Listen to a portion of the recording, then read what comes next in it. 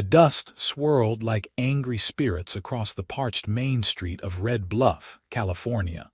As Margaret Griffith pressed her back against the rough wooden wall of the general store, her heart pounding against her ribs like a trapped bird. Her brother-in-law's words still rang in her ears, cold and possessive. "You belong to me now, Margaret. The law says everything that was his is mine, and that includes you." It was the summer of 1874, 3 months since her husband Thomas had been laid in the ground after the influenza took him. 3 months of gradual terror as Vernon Griffith's intentions became clear.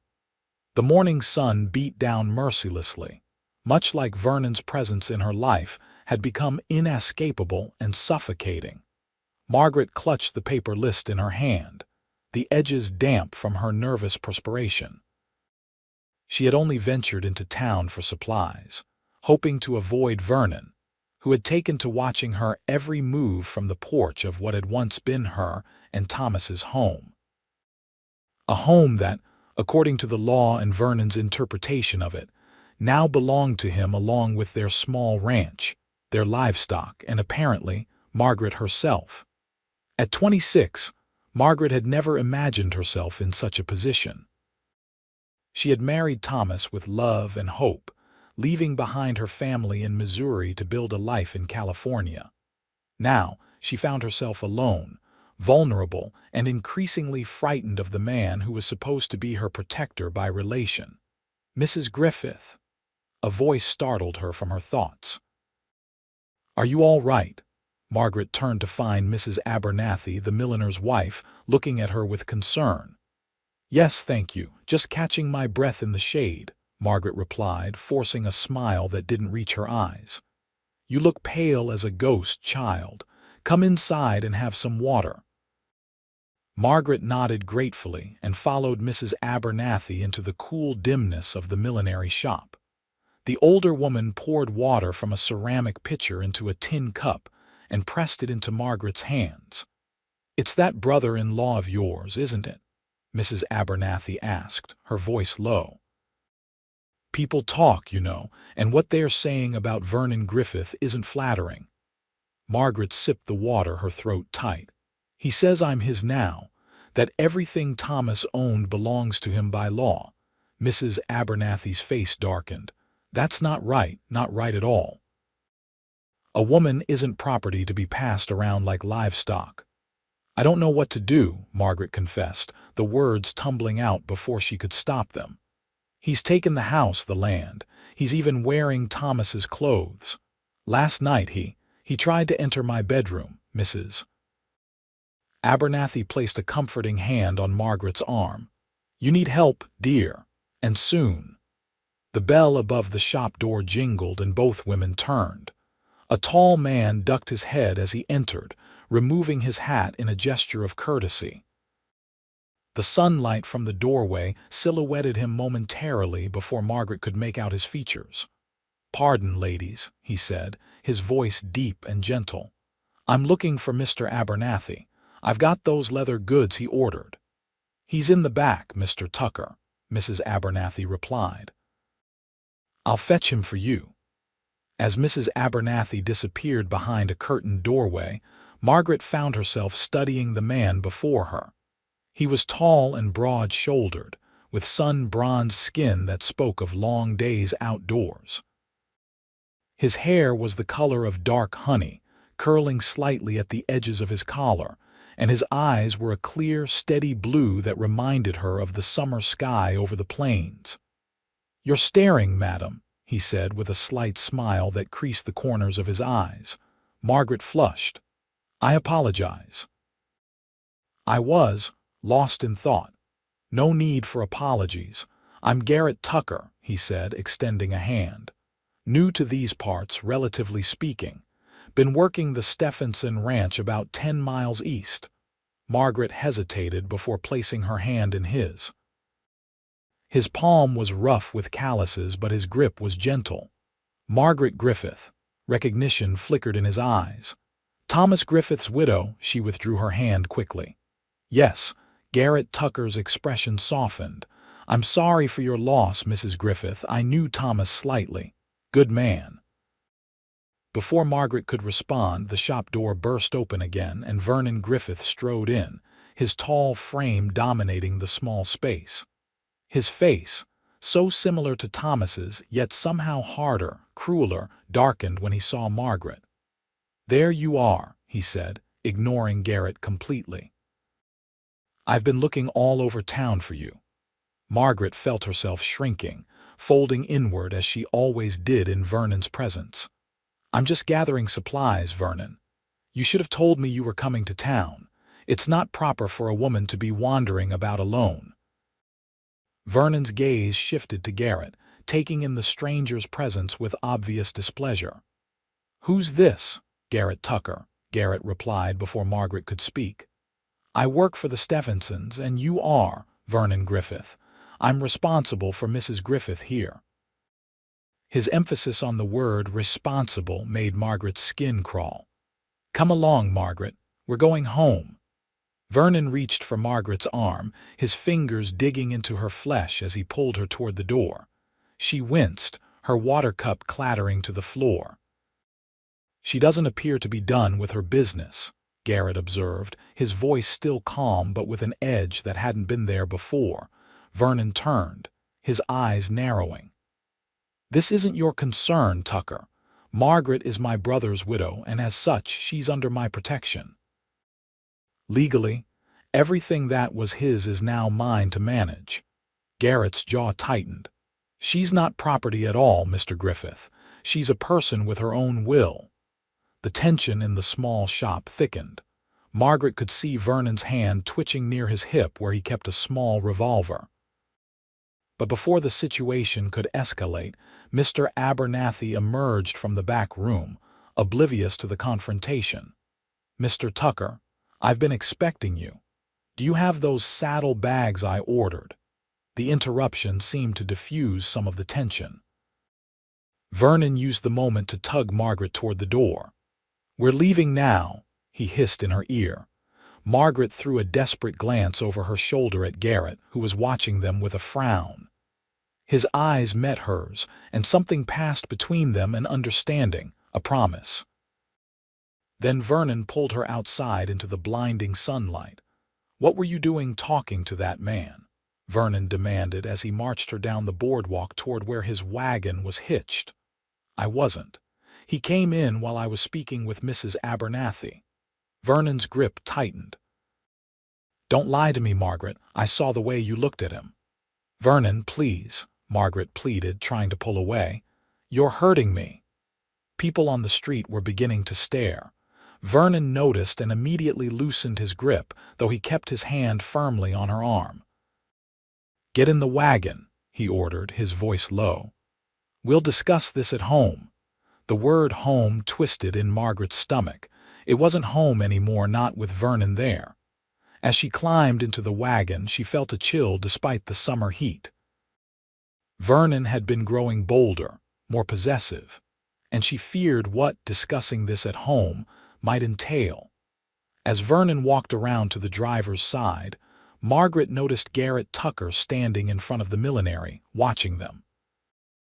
Their eyes met again, and this time Margaret allowed herself to feel something she hadn't felt in months: hope. The ride back to the ranch was silent, the tension between them palpable. Vernon kept his eyes on the road, his knuckles white as he gripped the reins. Margaret stared at the passing landscape, the golden hills dotted with oak trees, trying to formulate a plan. When they arrived at the ranch, Vernon helped her down from the wagon with a grip that was both possessive and threatening. "Go inside and start dinner," he commanded. Margaret nodded silently and headed toward the house she had lovingly built with Thomas, now defiled by Vernon's presence. As she stepped onto the porch, she heard Vernon call after her. "And Margaret, don't think about that cowboy. You're mine now. The sooner you accept that, the easier things will be." Margaret didn't respond. She entered the house, closing the door behind her, and leaned against it, her breath coming in shallow gasps. She couldn't stay. Not another night. not with Vernon's intentions becoming clearer by the day.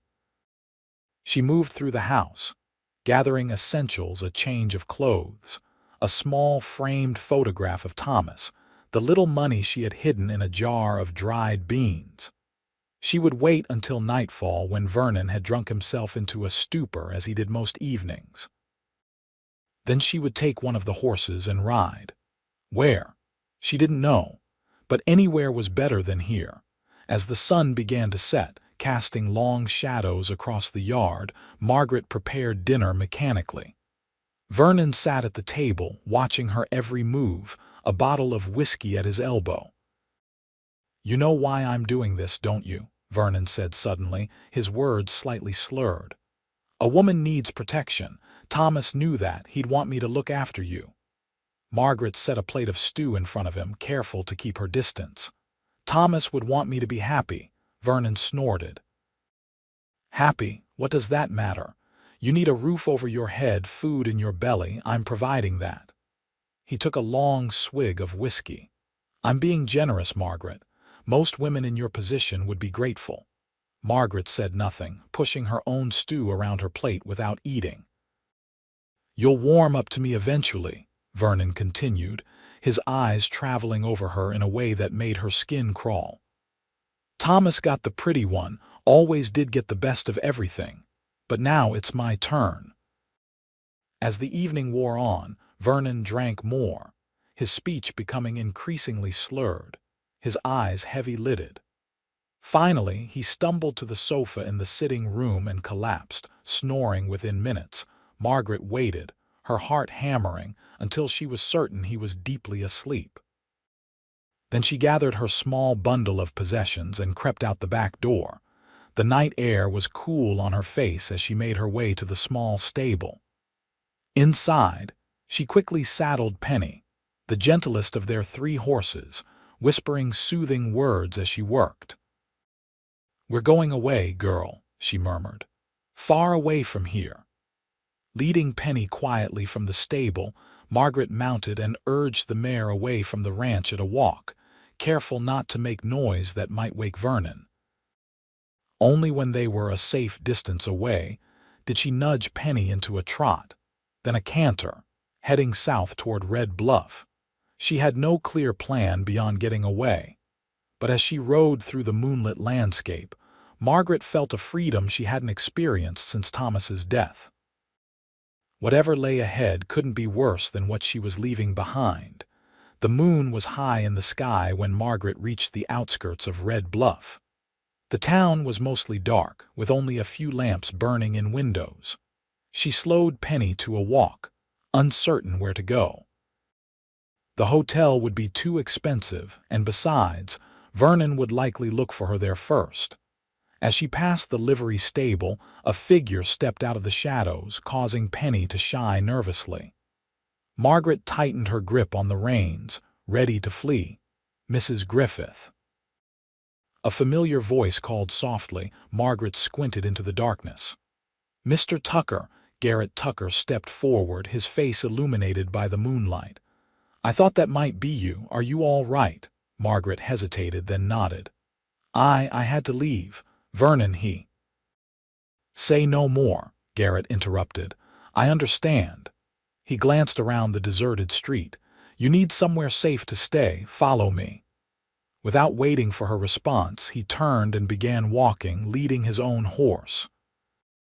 After a moment's hesitation, Margaret followed, guiding Penny alongside Garrett's mount. "I've been staying with the blacksmith's family," Garrett explained as they walked. "James Holden and his wife, Clara. They're good people. Clara will take you in without asking too many questions." "Why are you helping me?" Margaret asked, studying his profile in the moonlight. Garrett was silent for a moment. "I recognize a person in trouble when I see one, and I've heard things about Vernon Griffith that didn't sit well with me." They arrived at a modest house on the edge of town. A small lamp still burned in one window. Garrett tied his horse to a post and helped Margaret down from Penny. "Wait here," he said, then approached the door and knocked softly. A minute later, the door opened, and a woman with gray, streaked hair peered out. She and Garrett spoke quietly for a moment, then she looked past him to where Margaret stood with the horses. Her expression softened, and she beckoned. "Come in, child," she called softly. "You're safe here." Tears of relief pricked Margaret's eyes as she tied Penny beside Garrett's horse and approached the house. Clara Holden placed a gentle arm around her shoulders and led her inside. "James is already asleep," Clara explained, leading Margaret to a small but clean bedroom. "But he'll understand. We have a spare room that's yours for as long as you need it."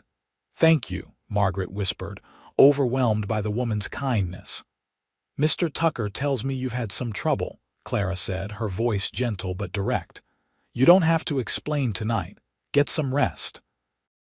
Things will look clearer in the morning." After Clara left, Margaret sat on the edge of the bed, finally allowing her tears to fall. She heard murmured voices from the front of the house, Clara and Garrett discussing something. A few minutes later, there was a soft knock at her door. "Mrs. Griffith." "It's Garrett Tucker." Margaret wiped her tears and opened the door slightly. Garrett stood in the hallway, his expression concerned.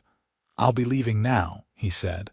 "But I wanted to assure you that you'll be safe here. The Holdens are good people." "Thank you," Margaret said, her voice barely audible. "I don't know how I'll ever repay your kindness." "No need for repayment, but there is something you should know." Garrett's expression grew serious. "Vernon Griffith is wrong about the law. He doesn't own you, and he may not even legally own your property. I have a friend in Sacramento who's a lawyer. I could write to him, ask for his advice." Hope fluttered in Margaret's chest. "You would do that," Garrett nodded. "I'll come back tomorrow if that's all right. We can talk more then." Margaret nodded, suddenly exhausted. "Thank you, Mr. Tucker." "Garrett, please." "Garrett," she repeated, the name feeling strange and yet somehow right on her lips. "I'm Margaret." He smiled, a gentle, reassuring expression that reached his eyes. "Get some rest, Margaret. Tomorrow is a new day." As she closed the door and prepared for bed in the small, unfamiliar room, Margaret felt something she hadn't experienced in months, a sense of possibility. Vernon would come looking for her, she had no doubt. But for tonight at least, she was safe. And tomorrow, perhaps, she would find a way forward. The morning light filtered through the thin curtains, waking Margaret from a deeper sleep than she'd had in months. For a moment, she was disoriented, the unfamiliar room confusing her. Then the events of the previous day came rushing back: Vernon's threatening behavior, her escape in the night, Garrett Tucker's unexpected assistance. She rose and dressed quickly in the same clothes she'd worn the day before, smoothing her hair as best she could without a brush. When she emerged from the bedroom, she found Clara Holden in the kitchen, kneading dough on a flour-dusted table. "Good morning, dear," Clara said with a warm smile. "Did you sleep well?" "Better than I have in a long time," Margaret admitted. "Mrs. Holden, I can't thank you enough for taking me in last night." "Clara, please. And there's no need for thanks. Any decent person would have done the same." She gestured to a chair at the table. "Sit. I've got coffee brewing and biscuits in the oven." Margaret sat, feeling awkward but grateful. "I don't want to be a burden. I can work to pay for my keep." Clara wiped her hands on her apron and poured coffee into a mug for Margaret. "We'll discuss that later. For now, let's get some food in you. You're thin as a rail." As Margaret sipped the strong, hot coffee, the back door opened and a burly man with a thick beard entered. He nodded at Margaret without surprise. "You must be Mrs. Griffith," he said, his voice gruff but kind. "James Holden, welcome to our home." "Thank you, Mr. Holden," Margaret replied. "I'm sorry for the intrusion." "No intrusion," James said, pouring himself coffee. "Any friend of Garrett's is welcome here." He exchanged a meaningful glance with his wife. "Especially one in need of sanctuary from the likes of Vernon Griffith." Margaret stiffened. "You know Vernon?" Know of him, James corrected. He's got a reputation in these parts and not a good one. His brother was well respected, but Vernon, he shook his head. Let's just say I'm not surprised you felt the need to leave. Clara placed a plate of hot biscuits on the table. Eat, both of you. The day's getting on and James has work at the forge. As they ate, James explained that he was the town blacksmith and that Garrett had been helping him with some larger jobs for the past few weeks. Fine worker, that one, James commented. Strong as an ox but gentle when needed. Good with horses, too. Margaret listened, curious about the man who had come to her aid. How do you know him? Met him when he first came to town about a month ago, James explained. He was looking for work and I needed an extra pair of hands. He's been staying in our spare room, the one you're in now. Margaret put down her biscuit, dismayed. I've displaced him from his bed. Oh, I didn't realize. Nonsense, Clara interrupted. He insisted, said he'd sleep in the stable loft at the livery where he's been keeping his horse. It's no hardship for a cowboy like him. After breakfast, James left for the forge and Clara showed Margaret around the small house and garden. I could use help with the vegetable patch, Clara said, if you're willing. Of course, Margaret replied eagerly. I'm used to garden work. They spent the morning weeding and watering, the physical labor a welcome distraction from Margaret's worries. Clara was a comfortable companion, chatting about town gossip and her 3 grown children who had all moved away to start families of their own. That's why we have the spare room, she explained. We keep it ready for when the grandchildren visit, but that's not for another month. Around midday, they heard a horse approaching. Margaret tensed, fearing it might be Vernon, but Clara peered over the garden fence and smiled. It's just Garrett, she said. Bringing lunch by the look of it. Garrett dismounted, carrying a small basket. Ladies, he greeted them. I brought food from the hotel restaurant. Thought you might appreciate not having to cook, Clara. You're a thoughtful man, Garrett Tucker, Clara said, taking the basket. Come inside, both of you. I'll make fresh lemonade. Inside, as they ate the simple but hearty meal of fried chicken and cornbread, Garrett updated Margaret on what he'd learned. I sent a telegram to my lawyer friend in Sacramento first thing this morning, he said. Asked for his opinion on your situation. Should hear back in a day or two. Margaret nodded gratefully. Thank you, but I'm afraid Vernon will come looking for me before then. He already has, Garrett said grimly. He was at the sheriff's office when I passed by this morning, demanding they find you and return you to his custody, his words. Margaret's stomach clenched with fear. What did the sheriff say? Sheriff Miller's a fair man. He told Vernon that you're a grown woman, free to come and go as you please. Said unless Vernon had proof you'd committed a crime or were mentally unsound, there was nothing he could do. And Vernon's response, Garrett's expression darkened. He wasn't happy.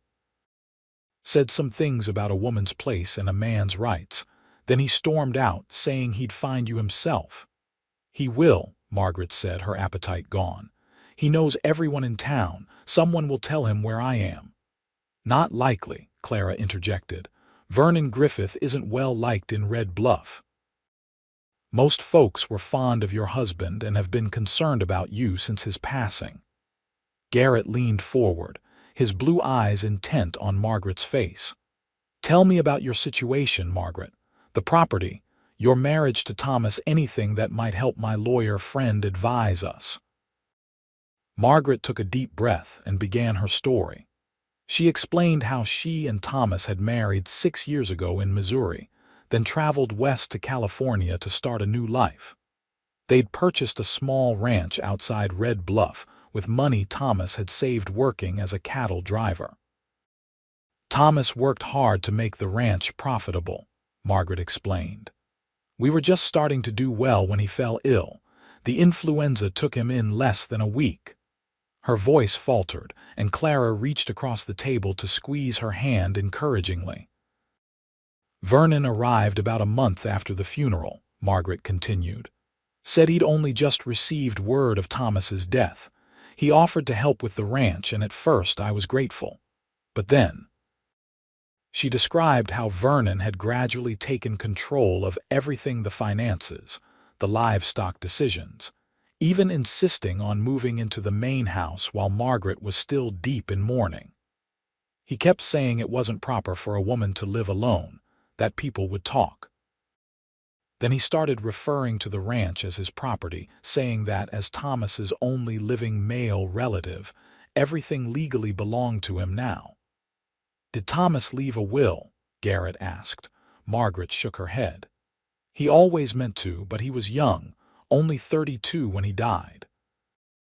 We didn't think. She trailed off, regret evident in her voice. And your marriage papers, proof of property purchase, in a tin box in my bedroom. Vernon doesn't know about it, at least I don't think he does. Garrett nodded thoughtfully. That could be important. Do you want to go back for it? The thought of returning to the ranch made Margaret's heart race with fear. I don't know if I can face Vernon again. You wouldn't have to, Garrett assured her. I could go, tonight after dark. That's too dangerous, Margaret protested. Vernon has a gun, and he's quick to anger, especially when he's been drinking. I can handle myself, Garrett said simply, and I won't be alone. James will come with me. Clara nodded in agreement. James may look like a bear, but he moves quiet as a cat when he needs to. They'll be careful. Margaret looked between them, overwhelmed by their willingness to help her, a virtual stranger. Why are you doing this? She asked softly. You barely know me. Garrett's expression was earnest. Because it's the right thing to do. Because no one should be treated as property, especially not by someone like Vernon Griffith. He hesitated, then added, and because from the moment I saw you in that millinery shop, I knew you were someone worth helping. His words warmed something inside Margaret that had been cold for months. She lowered her eyes, suddenly shy under his direct gaze. Clara broke the moment by standing and beginning to clear the dishes. Well, that's settled then. James and Garrett will go tonight. In the meantime, Margaret, you'll stay hidden here. I don't think Vernon would dare come looking for you at our house, but better safe than sorry. The rest of the day passed slowly. Margaret helped Clara with household chores, grateful for the distraction. When James returned from the forge in the late afternoon, Garrett was with him, and the two men spent time in quiet conversation, planning the night's expedition to the ranch. After supper, as dusk began to fall, Garrett and James prepared to leave. They dressed in dark clothing, and James tucked a pistol into his belt. Just in case, he explained to Margaret. Don't worry, I'm not looking for trouble. Before they left, Garrett took Margaret aside. Is there anything else at the ranch you need, besides the document box? Margaret thought for a moment. My mother's locket, it's in a small jewelry box on my dresser. And there's a book of poetry Thomas gave me for our anniversary. It's under my pillow. Garrett nodded, memorizing the items. We'll find them. Now, can you draw a map of the ranch?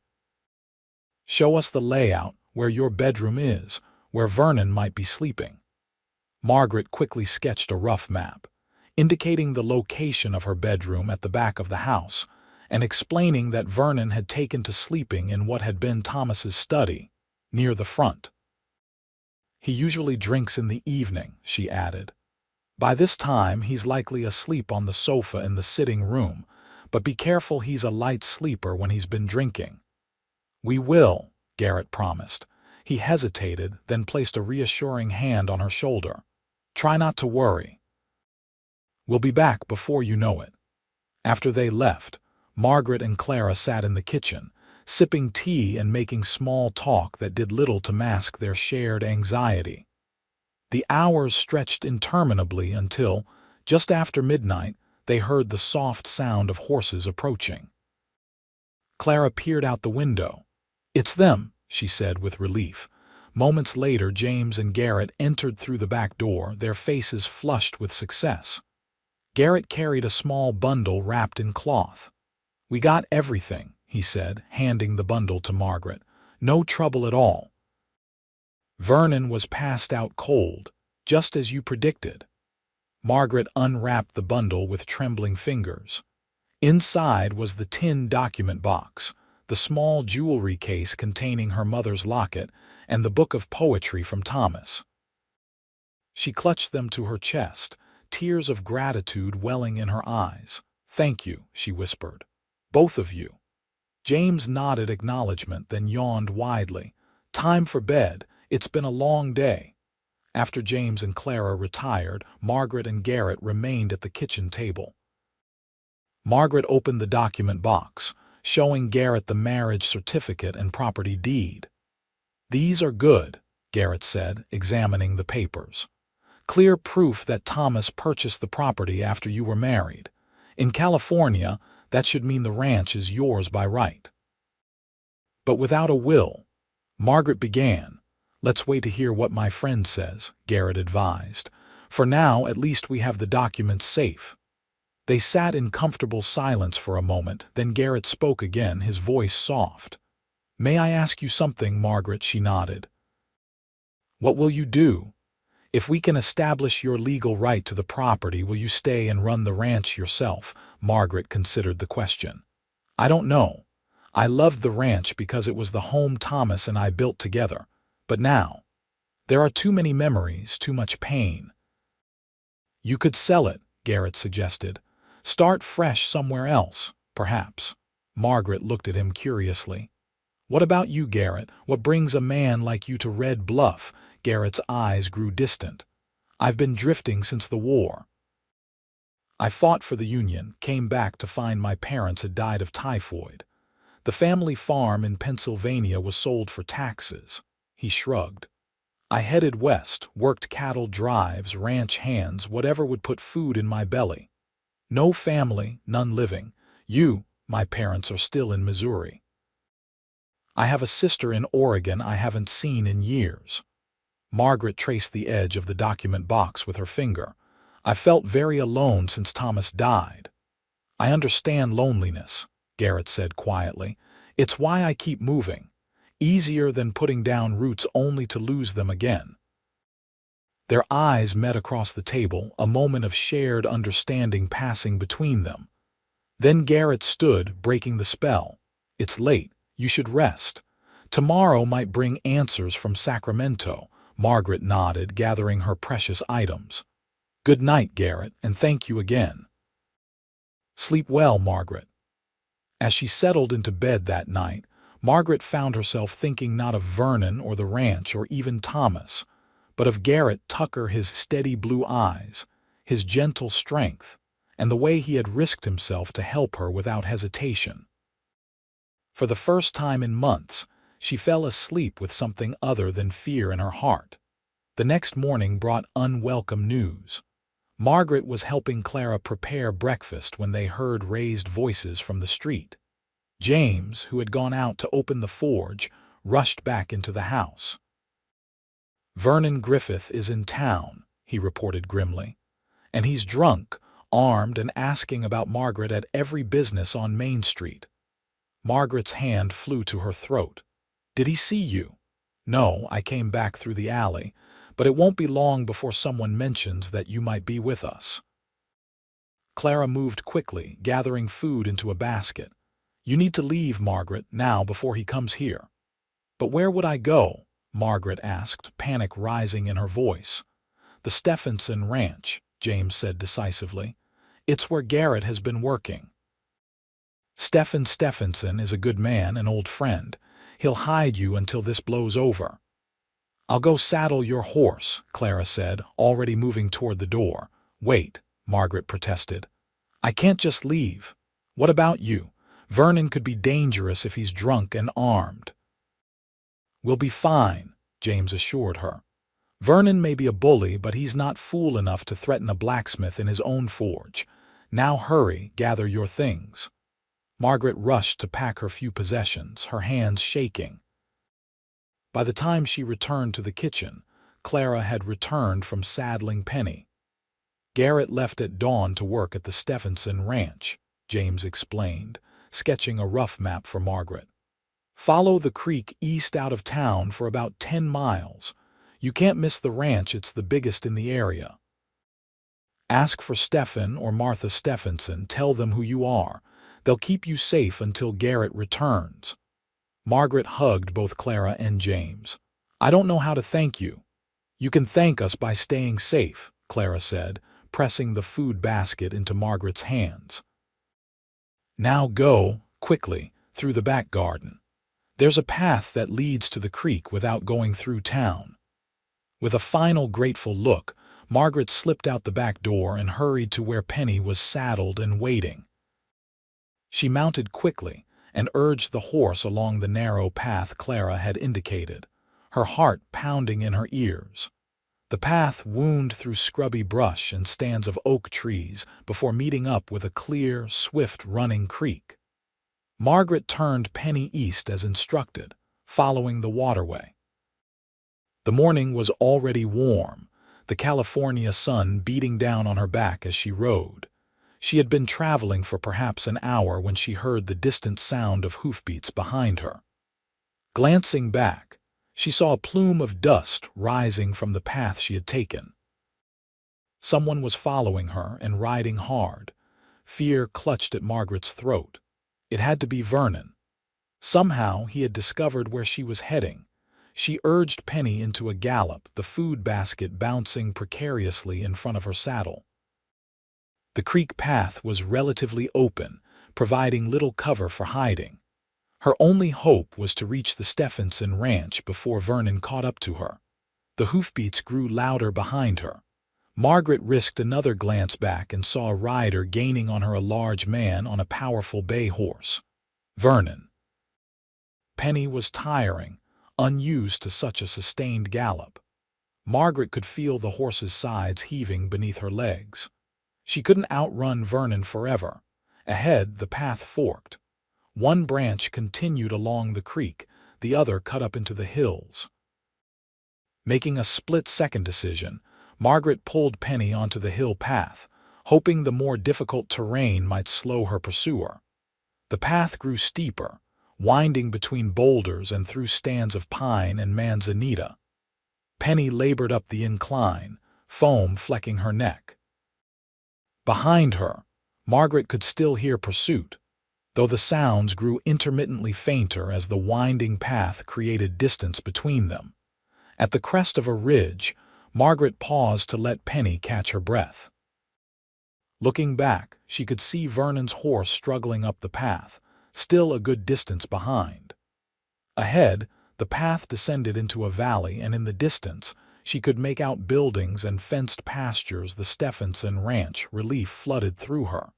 She was almost safe. She urged Penny forward again, down the ridge toward the valley below. As they descended, the horse's footing became surer, her pace quickening. They were halfway down when disaster struck. A rattlesnake, disturbed by their passage, coiled and struck at Penny's legs. The mare screamed in terror, rearing back. Margaret, unprepared for the sudden movement, lost her grip on the reins and tumbled backward off the horse. She hit the ground hard, the breath knocked from her lungs. Pain lanced through her ankle as she rolled downhill several feet before coming to a stop against a boulder. Dazed, she looked up to see Penny galloping away down the path, the food basket still attached to the saddle. Margaret tried to stand but cried out as weight on her injured ankle sent sharp pain shooting up her leg. It wasn't broken, she could move it, but a sprain at least. She looked back up the path. Vernon would be cresting the ridge any minute. Gritting her teeth against the pain, Margaret pulled herself to her feet, using the boulder for support. She couldn't outrun Vernon now, but perhaps she could hide. She limped off the path, seeking cover in a dense thicket of manzanita. She had barely concealed herself when Vernon's horse appeared at the top of the ridge. She held her breath as he paused, scanning the valley below. Would he see Penny running riderless and realize what had happened? Vernon nudged his horse forward, continuing down the path. As he passed near her hiding place, Margaret could see his face clearly flushed with alcohol and rage. His eyes narrowed as he searched for her. "Margaret," he shouted, his voice echoing off the hillside. "I know you're out here. Show yourself now, and I won't be too hard on you." Margaret pressed herself deeper into the thicket, ignoring the scratches from the tough branches. Vernon continued down the path, calling her name, his voice growing more threatening with each shout. When he was finally out of sight, Margaret allowed herself to breathe again. But her relief was short-lived. She was stranded on a hillside with an injured ankle, miles from help. Vernon was between her and the Stephenson ranch, and he would likely realize soon that she was no longer on horseback. She had to move. Slowly, painfully, Margaret began to make her way through the brush, parallel to the path but hidden from view. Each step on her injured ankle was agony, but fear drove her forward. She had covered perhaps half a mile when she heard hoofbeats again, this time coming up the path from the direction of the ranch. Vernon returning. She froze, pressing herself against a tree trunk, but the rider who came into view wasn't Vernon. It was Garrett, riding hard, his expression grim and focused. Margaret's heart leaped with relief and joy. "Garrett," she called, limping out from her hiding place. "Garrett here." He reined his horse sharply at the sound of her voice, scanning the hillside until he spotted her. His face transformed with relief. "Margaret." He dismounted quickly and rushed to her side, supporting her as she limped toward him. "What happened? Are you hurt?" Briefly, Margaret explained about Vernon's pursuit, the snake, and her fall. "Penny ran off toward the ranch. Is she all right?" "She arrived about 20 minutes ago," Garrett confirmed. "When I saw your horse without you, I feared the worst. Stephen is organizing a search party, but I rode ahead." His hands gently examined her ankle. "This is swollen badly. Can you ride?" "I think so, but Vernon is down there somewhere," Margaret warned, gesturing toward the valley. "He was looking for me." "I saw him," Garrett said grimly. "He's at the ranch now, demanding they turn you over to him. Stephen is keeping him occupied while I searched for you." He helped Margaret onto his horse, then mounted behind her, his arms encircling her to hold the reins. The solid warmth of his chest against her back made Margaret feel safer than she had in months. "Hold tight," Garrett murmured in her ear. "We're not going back to the ranch just yet. I know a place where you'll be safe while we sort this out." He guided the horse off the main path, taking a game trail that wound deeper into the hills. They rode in silence, Garrett's body shielding Margaret from the low-hanging branches. Despite the circumstances, despite the pain in her ankle and the fear of Vernon's pursuit, Margaret found herself acutely aware of Garrett's proximity, the steady rhythm of his breathing, the subtle strength in the arms that encircled her, the faint scent of leather and clean sweat that clung to him. After about an hour of careful navigation through the rugged terrain, they emerged into a small, hidden valley. A cabin nestled against the hillside, weathered but well-maintained, with a small corral and lean-to stable beside it. "My place," Garrett explained as he helped Margaret dismount. "It's not much, but it's private. Stephen lets me use it in exchange for helping with the more difficult horses on his ranch." He lifted Margaret easily in his arms and carried her to the cabin door, setting her down gently so he could open it. Inside was simple but clean, a main room with a stone fireplace, rough-hewn table and chairs, a bed in one corner, and a small kitchen area. "Sit," Garrett directed, guiding Margaret to a chair. "Let me look at that ankle properly." He knelt before her, gently removing her boot and examining the swollen joint. His touch was careful, professional, but Margaret couldn't help the flutter in her stomach as his calloused fingers moved across her skin. "A bad sprain," he diagnosed. "You need to stay off it for a few days." He rose and moved to a cabinet, retrieving bandages and a jar of salve. "This will help with the swelling." As he worked, wrapping her ankle with practiced ease, Margaret asked, "How did you find me so quickly?"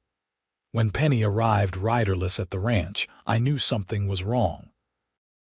Clara had already sent word that Vernon was looking for you in town, so I suspected he might have followed you. I was riding out to meet you when I saw Vernon on the path." Garrett's jaw tightened. He was ranting, waving his gun around. "Stefan will keep him contained at the ranch until the sheriff can be fetched."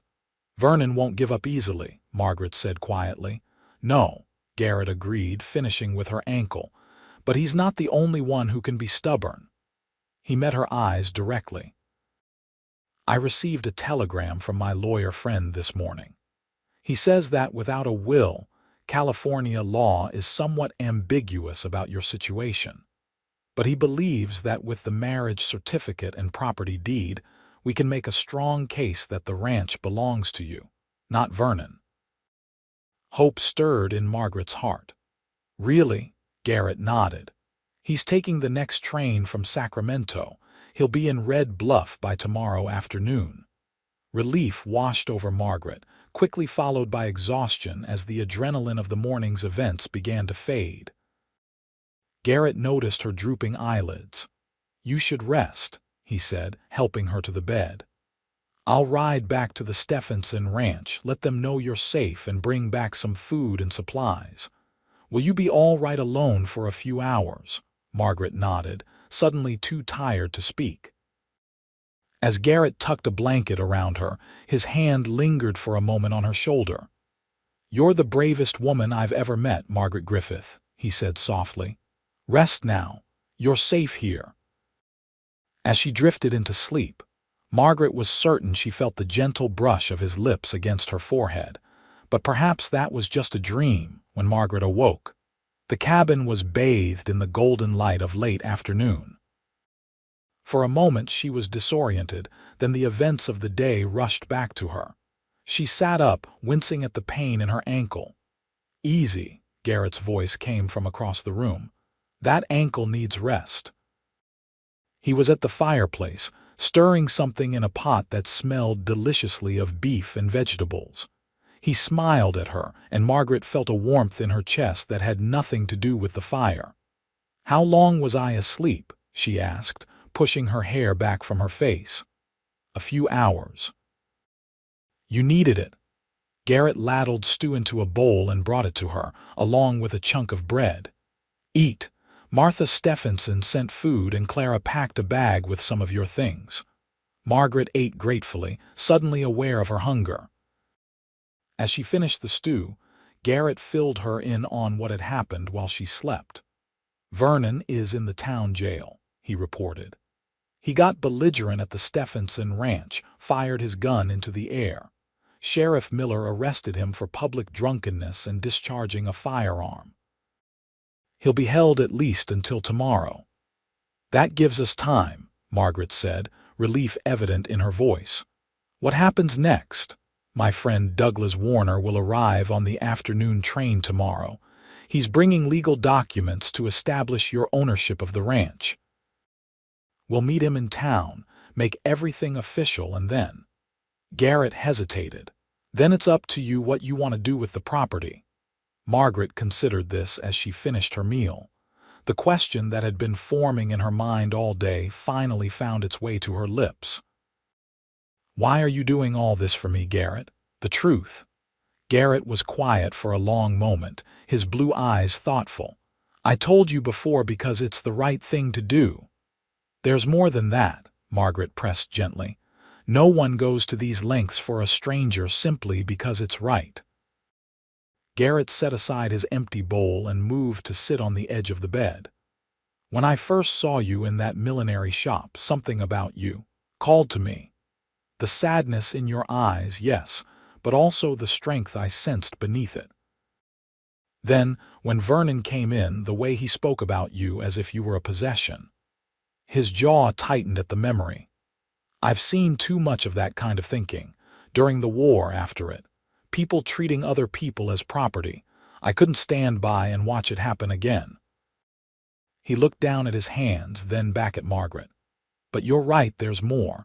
I admire you, Margaret, your courage, your resilience. In the short time I've known you, I've come to."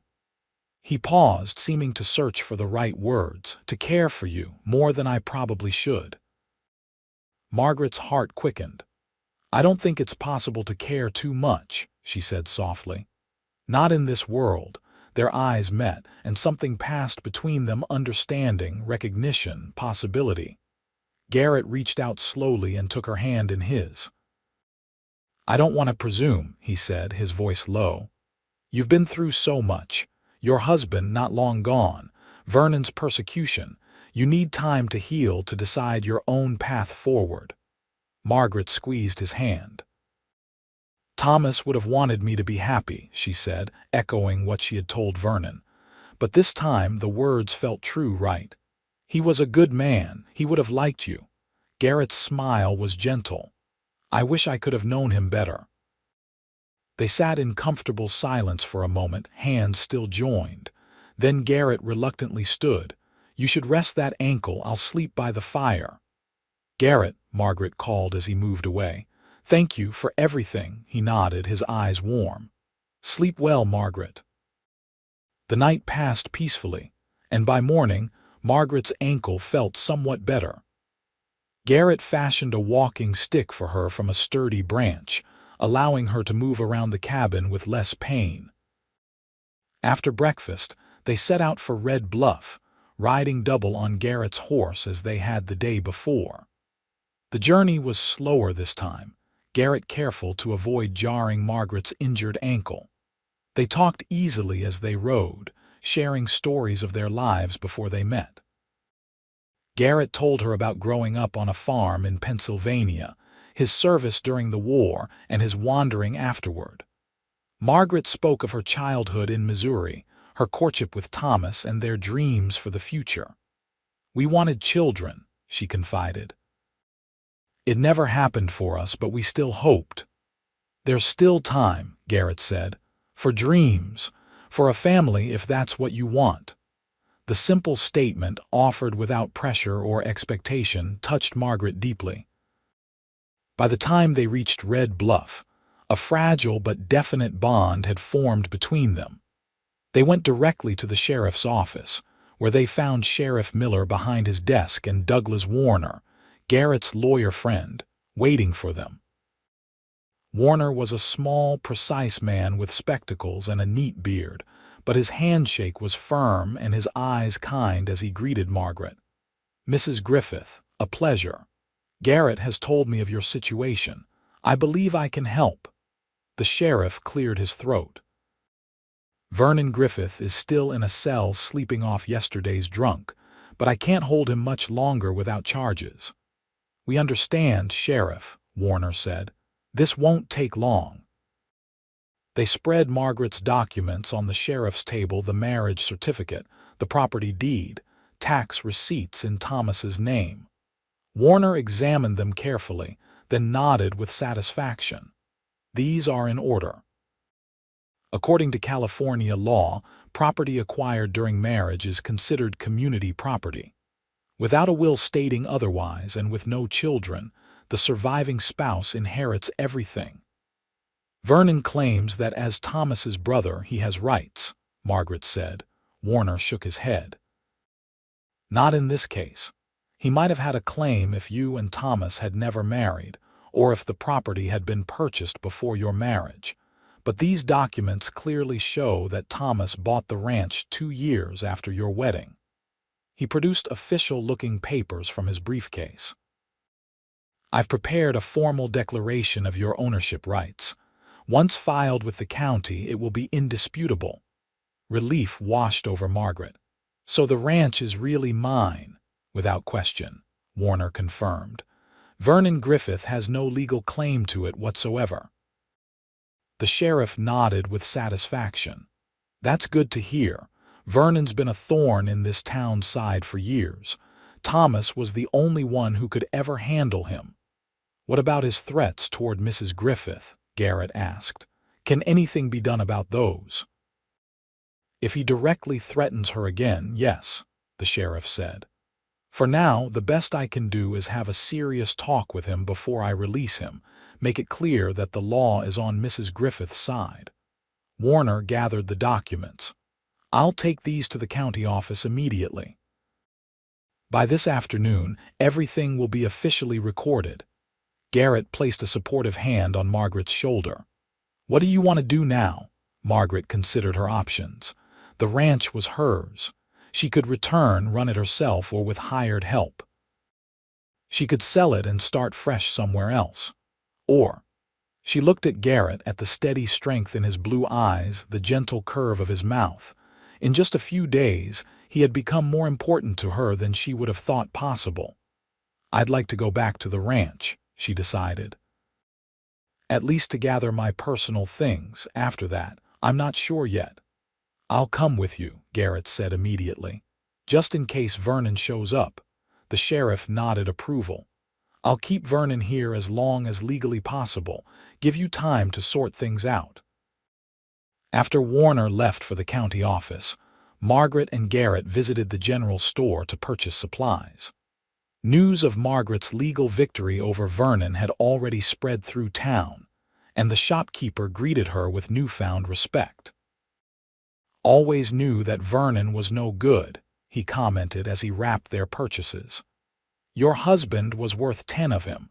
Good to see justice done. By mid-afternoon, they were riding toward the ranch. Margaret on Penny, whom the Stephensons had returned to the Holden stable, and Garrett on his own mount. The day was warm but pleasant, a light breeze carrying the scent of wildflowers and sage. As they crested the final hill and the ranch came into view, Margaret felt a complex mix of emotions. Grief for Thomas, anger at Vernon's presumption, relief that her home was legally hers again, and uncertainty about the future. "Are you all right?" Garrett asked, noticing her expression. "Yes," Margaret said after a moment. "Just remembering." The ranch looked much as she had left it, the small white house, the barn and corral, the vegetable garden now overgrown with weeds. Thomas had named it Griffith Glen after the small stream that ran along the eastern boundary. They dismounted in the yard, and Margaret took a deep breath before approaching the house. Inside, evidence of Vernon's occupation was everywhere: unwashed dishes in the kitchen, discarded clothing on the sitting room floor, empty whiskey bottles on the table. "He didn't take very good care of the place," Garrett observed mildly. "No," Margaret agreed, "but it can be cleaned." She moved through the house, gathering personal items she wanted to keep: photographs, letters, a few pieces of jewelry, books. In the bedroom she had shared with Thomas, she found her wedding ring, which she had removed during the difficult days after his death. She slipped it into her pocket, not ready to wear it again but unwilling to leave it behind. In Thomas's study, now bearing the mark of Vernon's slovenly habitation, Margaret found Thomas's account books. She leafed through them, noting with relief that despite Vernon's claims, the ranch was in good financial shape. Thomas had been a careful manager, and their hard work had been paying off. "Margaret," Garrett called from outside, "come look at this." She joined him in the corral, where he was examining one of the horses, a handsome chestnut gelding that Thomas had been particularly proud of. "This horse has been neglected," Garrett said, running a hand along the animal's ribs. "In fact, all of them look underfed. Vernon hasn't been caring for them properly." Margaret's face hardened. "That doesn't surprise me. Vernon never did understand that ranching is hard work, not just ownership." They spent the next hour tending to the horses and checking the condition of the other livestock. Most were in acceptable condition, but it was clear Vernon had been doing the minimum necessary to keep them alive. "What are you going to do?" Garrett asked as they sat on the porch, watching the sun begin to set over the western hills. "About the ranch, I mean." Margaret was quiet for a long moment. "I'm not sure I can run it alone, but I don't want to sell it either. Thomas put his heart into this place." You don't have to decide right away, Garrett said gently. The ranch is legally yours. You have time to consider all your options.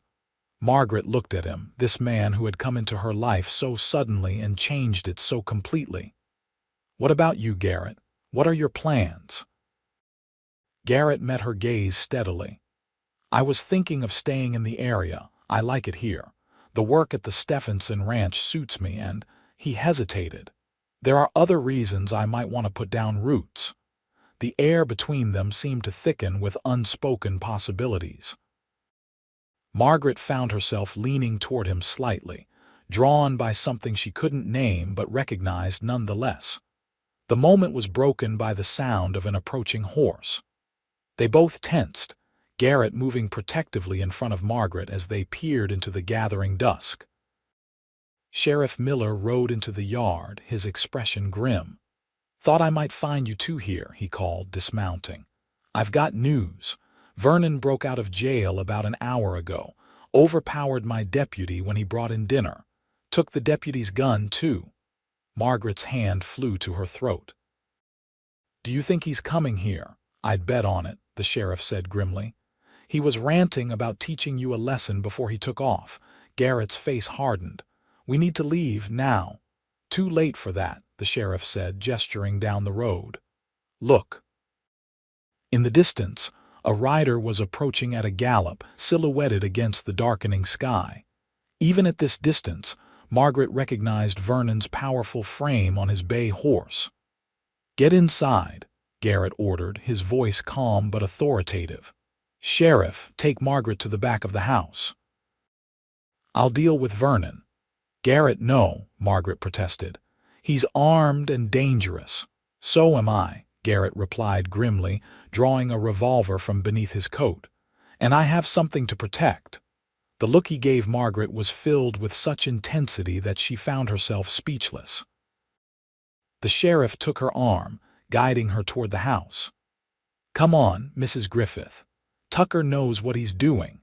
From the back window of the house, Margaret watched anxiously as Vernon rode into the yard, reining his horse to a stop a few yards from where Garrett stood, calm and steady on the porch. "Where is she?" Vernon shouted, his words slurred with anger and probably alcohol. "Where's Margaret?" "She's safe," Garrett replied evenly. "And she's not coming with you, Vernon. The ranch is legally hers. You have no claim to it or to her." Vernon dismounted unsteadily, the deputy's gun in his hand. "She's mine. Everything here is mine.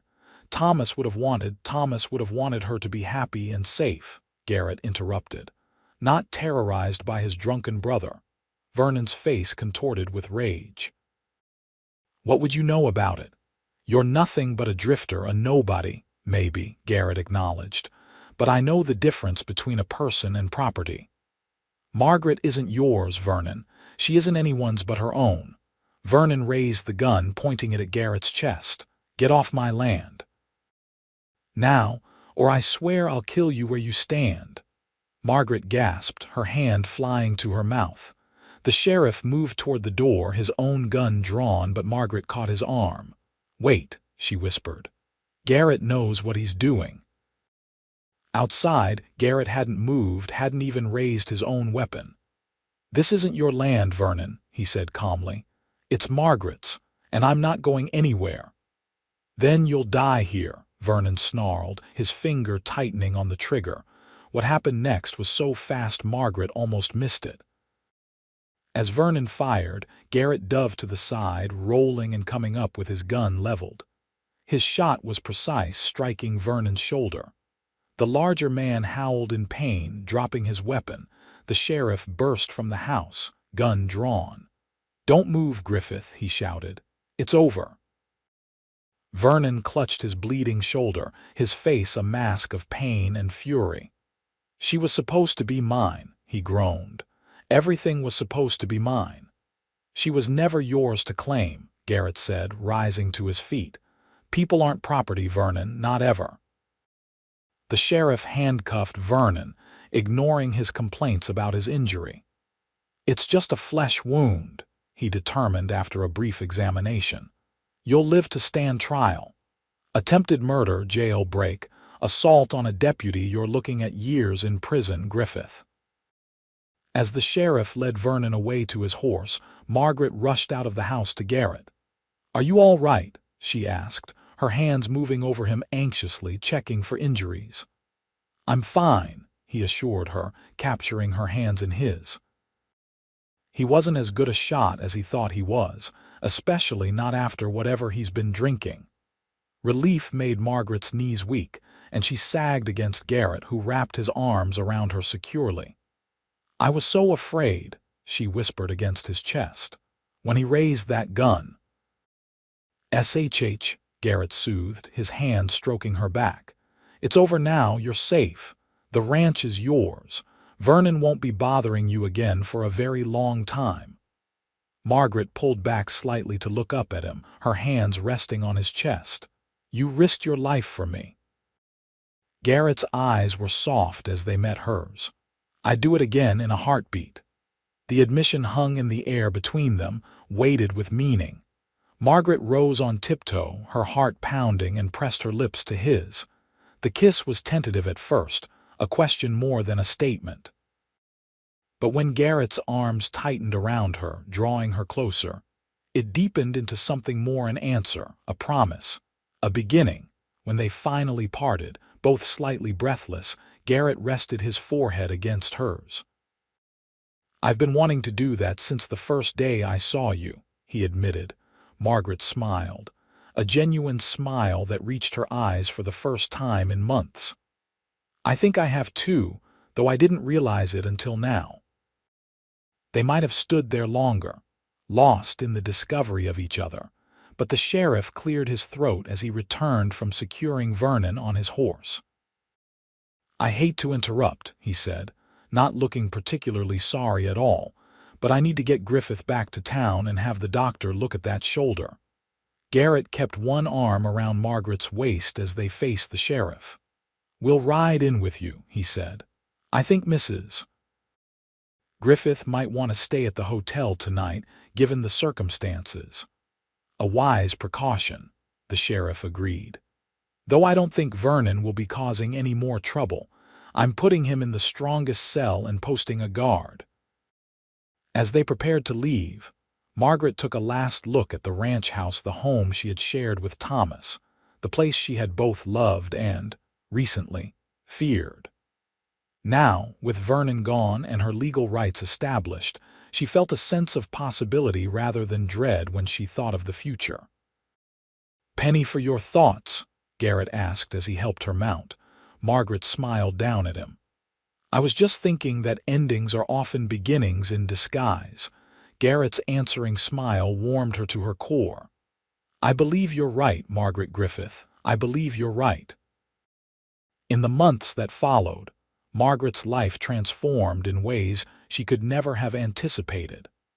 Vernon Griffith was sentenced to 5 years in the state prison for his crimes, effectively removing his threat from her life.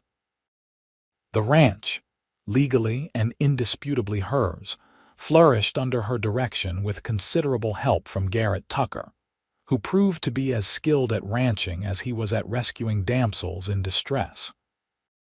Their courtship was proper but swift, both recognizing that what had grown between them in those intense days of crisis was something rare and precious. By the following spring, with the blessing of her parents, who traveled from Missouri for the occasion, and the enthusiastic support of the entire town of Red Bluff, Margaret became Mrs. Garrett Tucker in a simple ceremony in the town's small church. Clara Holden wept openly during the exchange of vows, while James pretended the dust in the air was affecting his eyes. Douglas Warner served as best man, having become a close friend to both Garrett and Margaret during his frequent visits to Red Bluff on legal business. "You look beautiful," Garrett whispered as they shared their first dance as husband and wife at the celebration afterward. Margaret smiled up at him, her heart full to bursting. "I feel beautiful and happy, so very happy." "No regrets?" he asked, suddenly serious. "About Thomas, about the ranch?" "None," Margaret said firmly. Thomas would have wanted this for us. The ranch was his dream that became our dream. Now it's our dream, yours and mine. They had decided to keep the property, renaming it Tucker's Glen in honor of both its past and its future. Under their joint management, it had already begun to thrive, with expanded herds and new croplands. "I never thought I'd find a home again," Garrett confessed, holding her close as they swayed to the music. "After the war, after losing my family, I convinced myself that drifting was easier than risking loss again." "And now," Margaret prompted, "now I can't imagine being anywhere but here with you." He brushed a kiss against her forehead. "You gave me a reason to stop running, Margaret. A reason to build something lasting." Later that night, as they stood on the porch of their home, truly their home now, watching the stars emerge in the velvet sky, Margaret reflected on the strange journey that had brought them to this moment. Vernon's cruel presumption that she was property to be claimed had led, ultimately, to her finding a man who saw her as nothing less than an equal partner, a beloved companion, a cherished wife. "What are you thinking about, Mrs. Tucker?" Garrett asked, his arms encircling her from behind as they gazed at the night sky. "About how sometimes the worst moments in our lives can lead us to the best," she replied, leaning back against his solid warmth. "If Vernon hadn't tried to claim me as his property, we might never have met." Garrett chuckled, the sound vibrating pleasantly against her back. "I'd like to think we would have found each other somehow. Some things are just meant to be." Margaret turned in his arms, reaching up to touch his face tenderly. "I believe you're right, Garrett Tucker. I believe you're right." As his lips found hers in a kiss that promised a lifetime of tomorrows, Margaret knew with absolute certainty that she was no one's property, but she was most definitely, most happily, someone's beloved.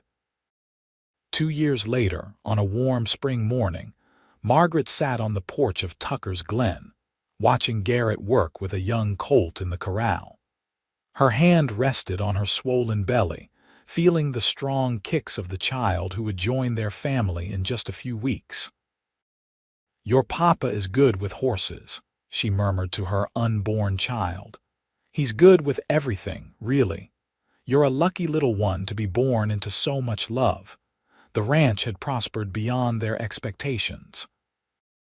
With Garrett's knowledge of livestock and Margaret's head for business, they had expanded their operations to include not just cattle, but also breeding and training quality horses, which were in high demand throughout California. Vernon remained in prison, his occasional letters of apology receiving polite but distant responses from Margaret.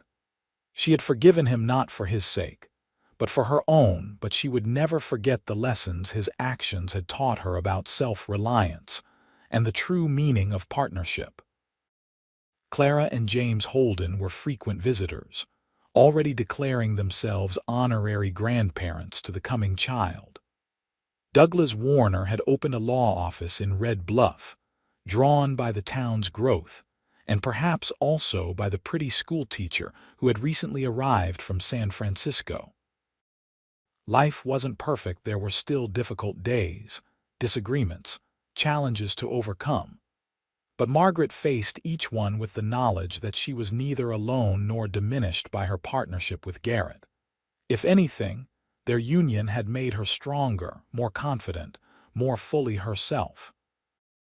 In the corral, Garrett looked up, catching her watching him.